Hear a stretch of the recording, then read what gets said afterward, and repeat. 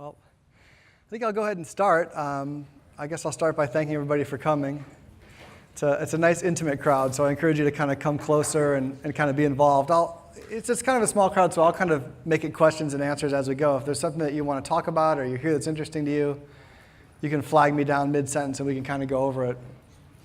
My name's Morris May, and I create cinematic content. I started a company called Specular Theory about 3 years ago, and that's my thing, is immersive content, so storytelling. That's what I think is the next killer app that's going to drive this thing. That's the excitement. I wake up every day thinking, this is going to be amazing. Storytelling in VR, the ability to make stories and captivate people's lives is just going to be incredible. So that's kind of what drives me. It's super exciting to be here because I love to see that everyone has a different little thing that they're kind of excited about, whether it's the hardware, the head tracking, social, input control. So it's great to see everybody here, but for me, this is it. So my background, just so you understand who you're talking to, I had a technical background. So I worked in Hollywood for about 25 years, mainly on the technology side, so creating technology to tell stories. I worked at a lot of fun studios, did a lot of cool projects. Some were award-winning. This particular talk is going to be part tech and then part creative. I think it's going to be a little different than some of the talks. I'm going to try to give some real-world examples of some of the successes that we've had and things that we've done, and maybe even talk about some of the failures that we've had. Most of the talks are good, but they tend to be more from one particular side, or they don't really show an example, or how do you tell stories and how do you do things. So internally, we have about actually a 14-page document that kind of talks about our philosophies and the way we approach these things from a story point and also from a VR point. So, and honestly, this is I'm here to kind of motivate you to come work with us. So my ulterior motive here is to kind of inspire you, and we want to kind of expand the team and grow and do things. So that's my objective here also. I think I covered this in kind of the previous slide, but we've been very successful in this. It combines some things that we learned in Hollywood with some storytelling and some tech, and if you put those things together in a logical way, you can really make some amazing experiences. If they're too tech-heavy or the story isn't there or it doesn't come through, they can be failures, but this is the kind of magic that we've been able to combine these things in a way that's successful. Here's some of the projects that we've worked on, both internal and external. Some are for clients, some are things that we develop on our own internally. And we're opening the studio now much more to let people kind of come in and make their own content under our guidance. Some of the projects that we've done that I'll highlight super quickly, you might be familiar with Perspective. It's a series of short films. The idea is it's designed from the ground up to be something that works well in VR, and it's designed to be an ongoing series, so it involves people coming and going and doing things. These first two are co-created with Rose Trichet. Perspective One, The Party, is one of the most talked about pieces at Sundance 2 years ago. Involves a sexual assault. Chapter 2 is also at Sundance this year, and then also is playing, I think it just ended at Tribeca now. So the idea is you become someone, you see something happen, you build empathy for that character, then you become someone else and see that same incident again. So there's only one way that you can kind of see things through your eyes, and other people can't see through your eyes, so it kind of lets you use the space and experience the things that you couldn't do any other way. That's one of the acid tests we put to these tests is this something that could exist in a 2D screen? Could it be a movie? And if that's usually the case, then that kind of guides you to the idea that that might not be something that we would want to develop, because we want to kind of push the medium and break new grounds. Outside of story, I mean, we do things that are experiential, which I think is awesome. This is a thing we did for Jeep that did really well. This is a thing we did with Paramount Pictures and YouTube. So this is designed up from the ground up to be a VR piece. So we looked at all the characters and the script, and we said, how are we going to make this something that's going to be interesting? And I'll show you a really brief kind of behind the scenes of that. This shows you a little bit of like the filmmaking technique and us, and it shows you before and after and us. So I think it's something that's only 2 minutes long. It's nice to watch. We witness the Terminator run through the YouTube space, chasing and killing various YouTube stars. You guys are always on set. You're always acting at all times. So even though you're waiting for your cue, you're still being seen by the camera and still performing, and Paradox will guide you. Hey, fire, rock! In the 360 video, we relive through the eyes of the Terminator. We get to see what he sees and become the Terminator in virtual reality. So when you're in VR, you can kind of look around, choose targets, and see things happening around you. Right? Last shot, now to 1,000. What happened? This is cool. Okay, so it's Yeah, let's go film it. Yeah, So I let's think do you it. get a sense now Yeah. what you know what I mean? Yeah. And again, the sentiment, if you saw the strikes that I was doing, They were miles away from And the yet they actors, look and like- they look like they're being And they struck look like and right fall there, down. yeah. Yeah. Okay.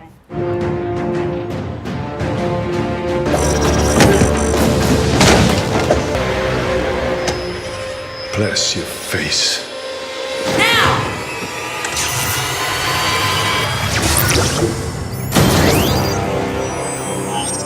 In the end here, you're instantly inside Skynet, so you see what it's like inside the computer. So these are the two things that we hear mostly when we work with projects: is what are the best practices and how do you tell a story.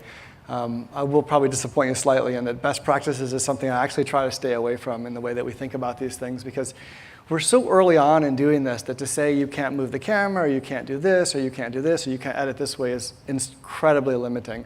So I try to stay away from this the best I can. I do give some advice occasionally, but really I just encourage you to go out there and go for it and not to be bound by something. If the headset manufacturer is saying like, well, I don't want to have anything with a moving camera, I mean, you've really limited yourself. That is going to be challenging.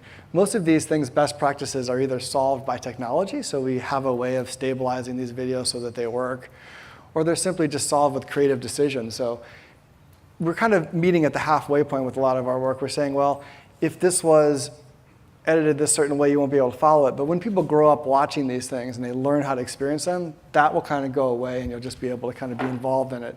If you look at the way a traditional film is made, editing-wise, it's very different than what we're doing, but eventually those things will kind of come together. And how to tell a story in VR is a little bit challenging also, if you think of it this way. Most media kind of evolves from somewhere. So a TV show is just a copy of a radio show, and then they had the internet where you had mobile, and now you have VR. But VR doesn't really copy anything else. There's no way to kind of look at something and say, this is what a VR experience should be. It's from the ground up, entirely different. So a lot of the tools and the philosophy we have is engineered that way. This truly is a new medium and requires a new way of thinking about it. Successes that you've had in the past may not translate here. And you'll have other people that have come up from nowhere that can really grasp this and make it work. How do you tell a story in VR? Well, people leave the studio very disappointed when I point out that, well, really, do you have a story is crucial one. Too much time trying to figure out what works can be detrimental. So picking a really story that you're passionate about and then trying to perceive how to make that happen in VR is extremely successful. And there are many books about that, how to look at story. I'm just a little worried because I see a lot of things that are billed as story, but they're very experienced, which is not a bad thing. But when we're going to move into a place where we become the Netflix of and we start selling these things and downloading them and paying for them, we're going to have some kind of differentiation of what a real narrative story is that's going to involve you and see characters change versus an experience. Both are great, but that delineation between the two is important. You can look at what you're doing and say, do I have characters, setting, plot, conflict, theme? These are all standard kind of storytelling tools, and you can back those up and say, do we have that? How can I expand on that? What are the things that I can do? Actually, one of my favorite things to do is look at plots from various movies. You can hang anything on a plot. You can say any Hollywood film is a kind of a culmination of the 7 or 9, 6 plots that you see again and again in Hollywood. I'll let you kind of do this on your own research and time, but one cop is about to retire, the other cop is crazy. I mean, that's the focus of every 10th movie that's made in Hollywood. Somebody is about to retire, don't mess with my retirement. Somebody's crazy, they'll do anything. Workaholic learns what's important in life, misfit fits in with the crowd. These kind of things are really important if you really want to get into storytelling. And at the studio, we kind of battle this idea of, should we be reaching out to people that have a story background that want to make VR, or we should try to take people that have a story background and teach them the tools? And we're kind of in a pattern of doing a little bit of both. This idea is you can learn to tell a story. If you wanted to do this, many people are passionate about this. This is something that you can learn and you can back time and figure out. I just find it myself as just saying, do you have characters that evolve in some way throughout the story? That's kind of how I define story. A lot of books cover it that way too. Your research, you can do enormous research online that'll tell you how to kind of make that happen.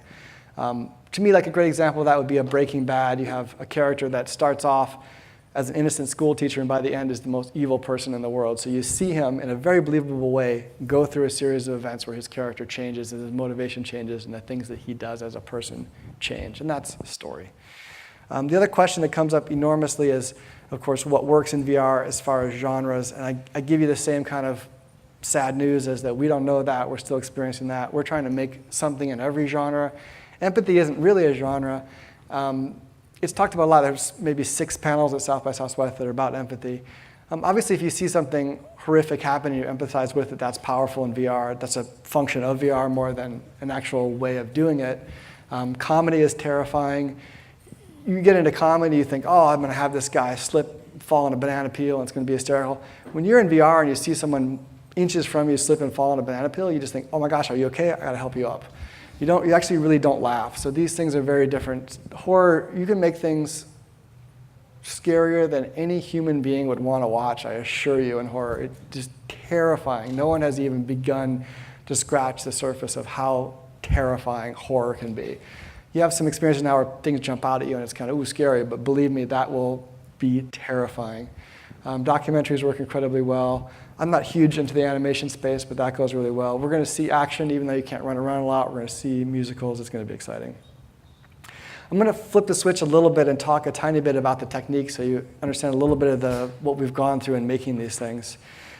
If you look at, we kind of describe them in this talk as being the difference between regular cinematic experiences and VR, so traditional film and not.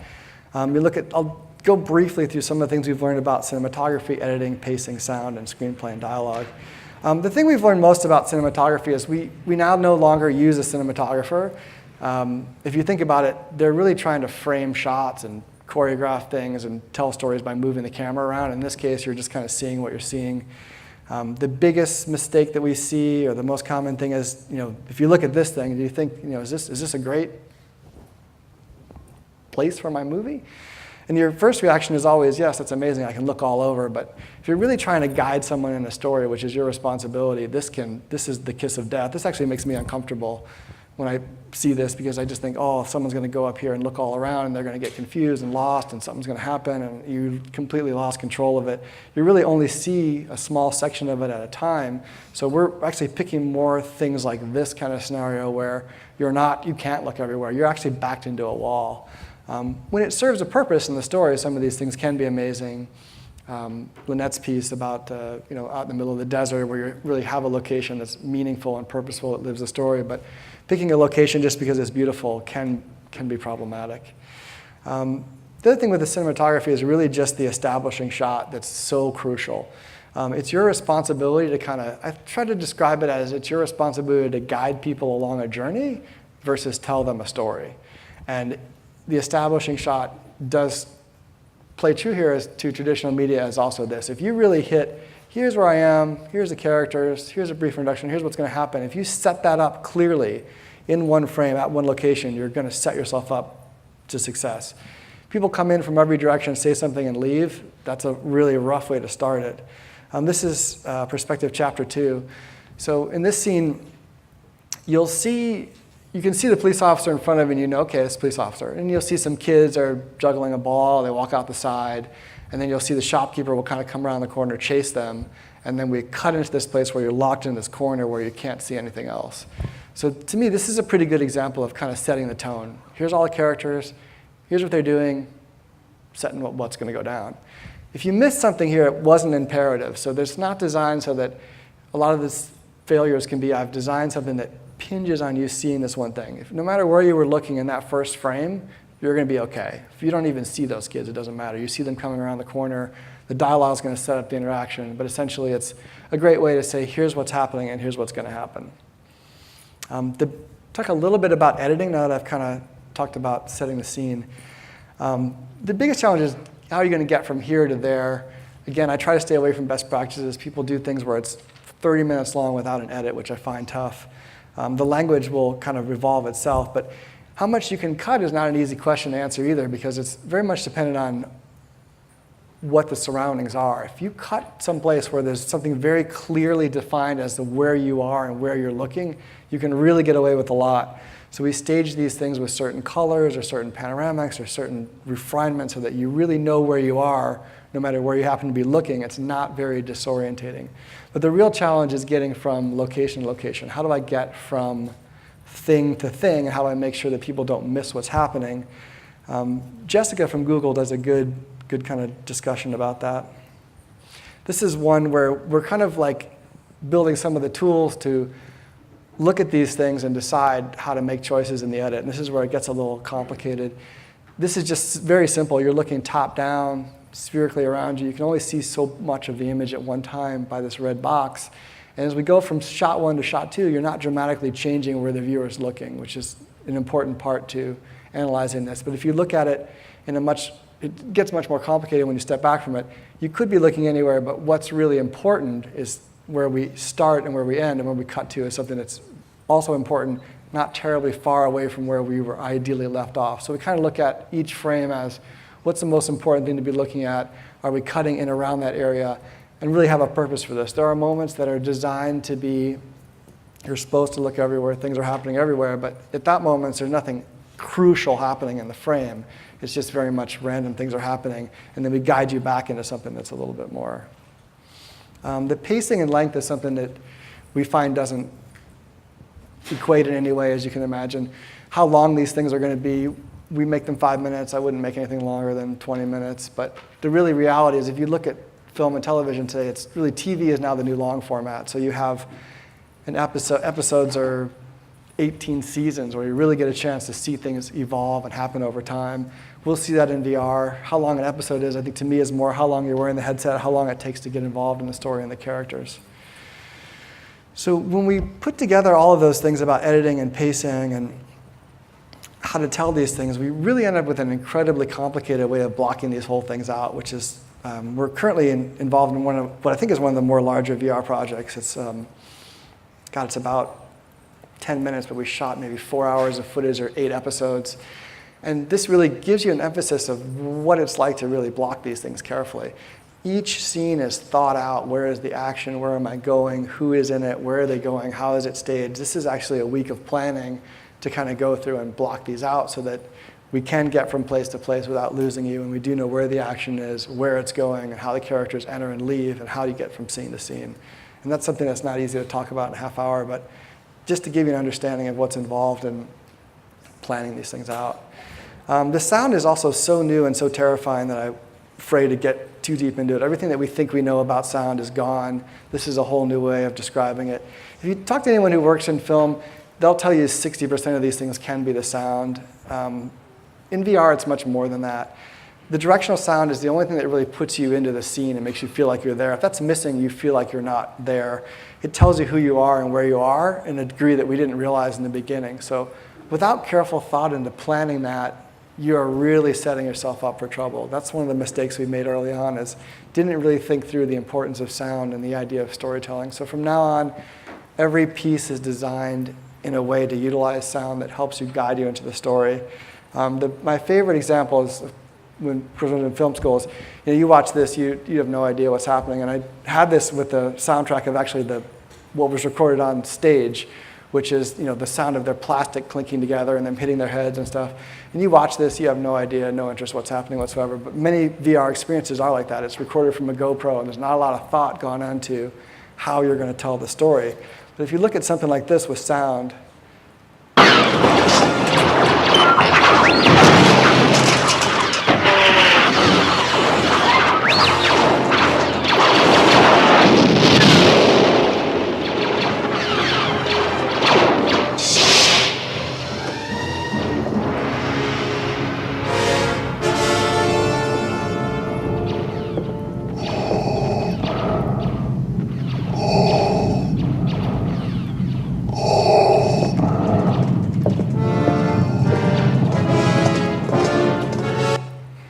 if you think about it, each character is introduced with their kind of theme music. They have the tone to their voice. You can hear the droids. You hear sounds all around you. You know right where you are, but you compare this. I was very fortunate to work in industrial magic for many years, so I saw the before and after of the sound, so I saw how these things go to contribute to the story, but often overlooked and imperative, and we haven't even begun to scratch the surface of what's possible.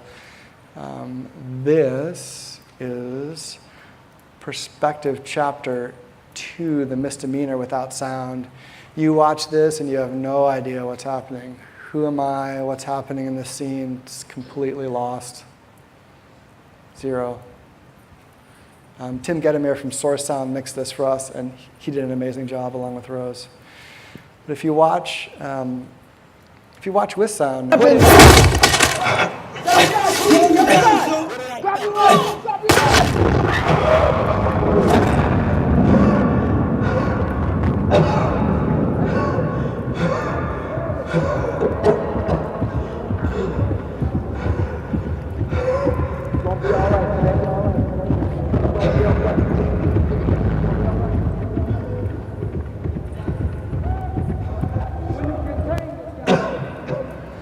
So from that, you really get a sense of who you are in the space and what's happening, and each character sounds different the way they talk, but also the way they're heard and understood throughout the piece.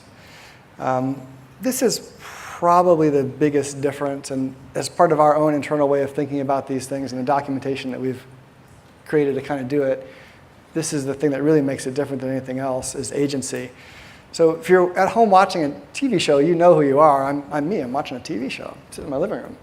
When you're in a headset, you really don't know. I mean, are you in the story? Are you supposed to be in the story? What's the agency there? Who am I? Why am I there? And am I supposed to be doing something? And those things are really difficult to answer. If you're doing with a game engine, there's some tricks, but in a cinematic experience, that is challenging. And to not really give that a lot of thought and be into these things is difficult. So we've been using a series of tricks to kind of let you know what you're doing, what you should be doing, and how you're going about it. I do think there aren't really any tools yet to do this, so that's kind of a new frontier. I know that a lot of people are working hard on those things, and they have been doing it for years and years. It's not new. People have been doing this for 5 or 10 years, but I would argue that now it's not, you haven't had this kind of many people doing it. It's not something this is completely new, and I really don't think there are tools yet to do this. As far as look at how successful they are, examine it. People have been doing it forever, but it's very archaic, and we're just starting to come into a very exciting time. So my motivation here, again, is really just to kind of motivate you to work on cinematic VR, even work with me. Whatever you're doing, if you have a passion for this, I think this is going to be the future of this whole thing, and I couldn't be more excited about it. So if anybody here in any way wants to contribute and be a part of this with me, that would be amazing. I've grown the team to about 8 people now. We have an enormous amount of exciting projects to go along, but it really takes that kind of person that's just from the ground up, I'm going to do this and make something now and really be a rebel in this space. I don't think it's going to be the studios. I don't think it's going to be traditional storytellers. It's going to be a new breed of people that come along to really make this. And it's an incredibly exciting time. You won't get this opportunity again to be a part of something that's this new and that's this exciting that's going to impact your life. If you think about really story, you really are what the things you've seen in your life. If you think, who am I? How do I behave this way? What do I do? It's the things you've seen in the course of your life. Maybe you did see your brother die or shot, or maybe you did go on a vacation. Whatever you've done, that changes who you are as a person, and that's how powerful this is going to be. We're going to be able to make experiences that are so powerful, they change the way we think about the world and who we are as people. And that's going to be a big responsibility and very exciting. So I'm going to conclude my talk. I don't know how much time I have left or how long I talked, but I will gladly take questions until I'm excused off the stage, if there are questions. With the, how do you get around sort of explaining to clients the whole sort of difference between traditional filmmaking, 360? I find sort of every time I explain to a client, how the all-seeing 360 camera, they still sort of go, great, can we move beyond that shot, and can we dolly this shot, or can we try that? How do you sort of get around explaining that to get people thinking? I find it really difficult. It's so hard. It's the hardest thing we deal with constantly. We go on to set and we plan these things out, and they say, well, now we're going to go here, we're going to go here, we're going to go here. Well, you can't just cut from thing to thing. It's really hard. And that's why I kind of point out that it's going to be a new breed of storytellers. And we've had people that I had those discussions with and they understood it, and then we have people that they didn't.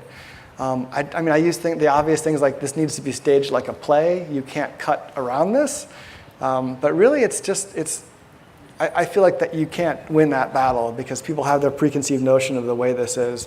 I mean, we try to position, we've had some very successful pieces, so we kind of position ourselves that we know how to do this. If you want to do it, we'll do crazy things to push the boundaries, but we're going to guide it creatively. That's the only way. I know I didn't really answer your question, but there's no real good way to explain it. Other than it should be staged like a play. You cannot cut to a close-up. You can film all you want. I mean, look at the way they make a reality television show. They send out 30 cameras. They just spray video in every possible location, and they figure it out in the edit. You're not going to be able to do that. You get a bad performance in VR, you're finished. So the casting of the actors is totally different. We don't cast. A traditional actor will read the line 6 different ways, and then they'll cut in the take that works. try to do that here, you're finished. So it is a ground up, different way of thinking about it. Projects like the Terminator one that you were showing, for something that has more of like a handheld feel, and how do you get around somebody holding the camera or a droid kind of driving you around? How does that appear to evolve to you? Yeah, I mean, we have, every time we do it slightly differently. That is actually just a guy holding the camera on a stick, and then we just kind of like smushed the video and crunched around it and add some heads-up displays to kind of hide it. So we just have a really easy way. The second series of perspective is, mounting cameras slightly above people's head and then image processing it so that their head gets removed. There's all kinds of ways to move the camera, and then we're working on some ways to kind of make software to stabilize it. I don't have a great solution for that, honestly. It's an evolving kind of thing. I think the way that I do it tomorrow will be completely different than the way we're doing it today. We experimented with various kind of Steadicam things, but then you're just shooting the Steady camera, so it's just as difficult to remove the Steady camera as a person holding the Steady camera that can point it. So there's no good answer to that, and that's why I often say there are no tools for making this, because no one's thought about, I want to film 360, run around with it, not have people stick and be able to control it and be able to watch it, which is going to be an exciting challenge. For you as a viewer, how important if you're supposed to be the first person in the film to see a body, or if there's no body there, it's been stitched out or removed, can you superimpose your own body on there? Yeah, I mean, I think it's really story dependent. Some of these ones that move really quickly, you can get away without a body. I think you need a body because no matter what, eventually people just go, oh, wait a minute. So everything we've done, we've put a body in there. We think it's important. It helps tell the story. Even if it's kind of janky in some of these things that we've been doing. We did one where we're diffusing a bomb, and it's kind of janky. It's just a shirt in there, but at least there's something so you're not invisible. So I do believe that that is important. Oh, okay. I guess I'm out of time, but I appreciate the enthusiasm, and I look forward to working with many of you. Thanks.